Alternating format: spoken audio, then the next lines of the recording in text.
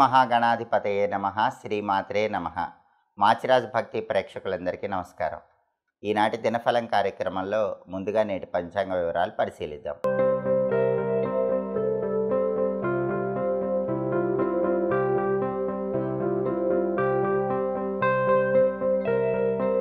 April 21 ఆదివారం దినఫలాన్ని పరిశీలిస్తే త్రయోదశి తిథి అర్ధరాత్రి 1:12 వరకు ఉంది. అలాగే ఉత్తరా నక్షత్రం సాయంకాలం 5:07 వరకు ఉంది. ఆ తర్వాత హస్త నక్షత్రం వచ్చింది. ఆదివారం ఉత్తరా నక్షత్రంతో కలిసి వస్తే మిత్రయోగం ఉంటుంది.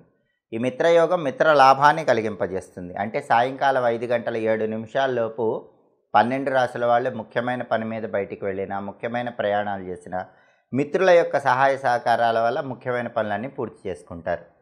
అలాగే సాయంకాలం 5:07 తర్వాత హస్త నక్షత్రం వచ్చింది. ఆదివారం హస్త నక్షత్రంతో కలిసి వస్తే మానస యోగం ఉంటుంది. ఇది కార్యలాభాన్ని కలిగిస్తుంది. అంటే సాయంకాలం 5:07 తర్వాత ముఖ్యమైన పని మీద బయటికి వెళితే అనుకున్న పనులు అనుకున్నట్లు పూర్తవుతాయి. 2 యోగాలు అనుకూలంగా ఉన్నాయి. కాబట్టి 12 రాసుల వాళ్ళు ముఖ్యమైన పని మీద బయటికి వెళ్ళటానికి, ముఖ్యమైన ప్రయాణాలు చేయడానికి ఈరోజు అద్భుతమైన రోజుగా చెప్పుకోవాలి. అలాగే రాశిచక్రం చార్ట్లో గ్రహాల స్టేటస్ తీసుకుంటే ఆదివారానికి ఉత్తరా నక్షత్రానికి రెండిటికి అధిపతి అయిన సూర్యుడు మేషరాశిలో కుజుడింట్లో మిత్రక్షేత్రంలో ఉన్నాడు. అంటే ప్రమోషన్ల కోసం పై అధికారుల ఇళ్లకు వెళ్ళి వాళ్ళతో ముఖ్యమైన చర్చలు చేయడానికి ఈరోజు బలం చాలా బాగుంది. అలాగే గవర్నమెంట్ ఆఫీసులకు పరంగా ఏవైనా మీకు పనులు ఉన్నట్లయితే వాటి పరమైనటువంటి అధికారుల ఇళ్లకు వెళ్ళి మాట్లాడటానికి కూడా ఈరోజు బలం బాగుంది. రాజకీయ రంగంలో అధికార పదవుల కోసం చేసే ప్రయత్నాలకు, పిత్రార్జిత ఆస్తిపాస్తుల కోసం చేసే ప్రయత్నాలకు ఈరోజు రవి మిత్రక్షేత్ర స్థితి అద్భుతంగా యోగిస్తోంది. అలాగే హస్త నక్షత్రానికి అధిపతి అయిన చంద్రుడు కన్యారాశిలో బుధుడింట్లో శత్రువింట్లో ఉన్నాడు. కాబట్టి 12 రాశుల వాళ్ళకి కొద్దిగా మానసిక అశాంతి, ఒత్తిడి, అలజడి ఉంటాయి.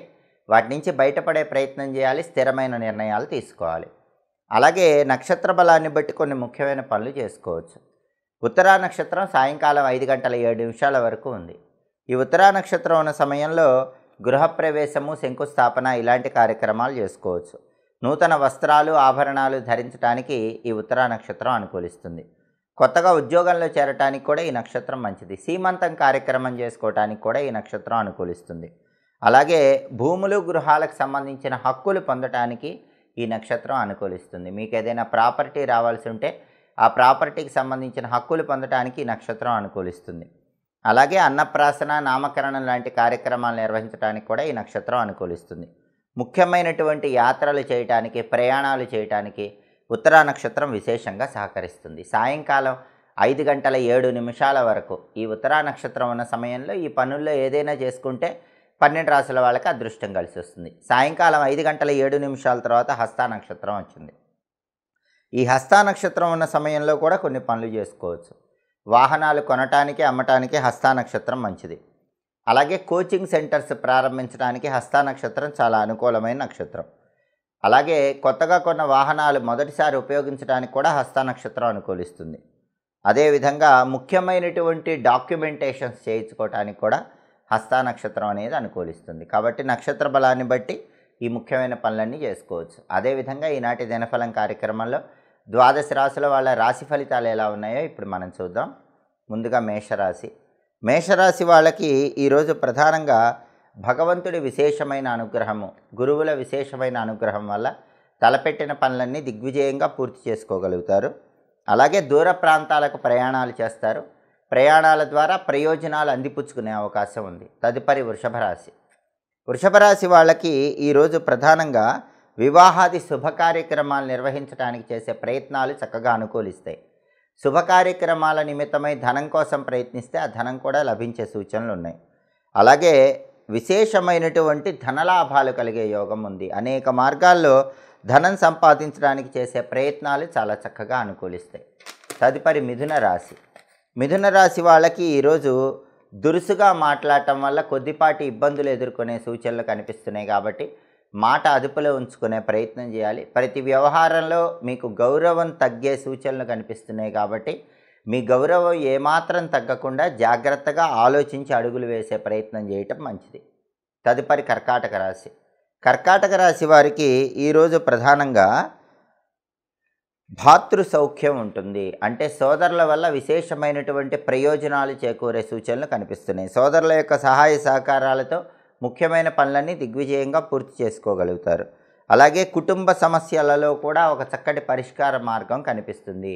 కుటుంబ పరంగా కూడా చాలా వరకు అభిప్రాయ భేదాలు తగ్గిపోయే సూచనలు ఈరోజు కనిపిస్తున్నాయి. తదుపరి సింహరాశి.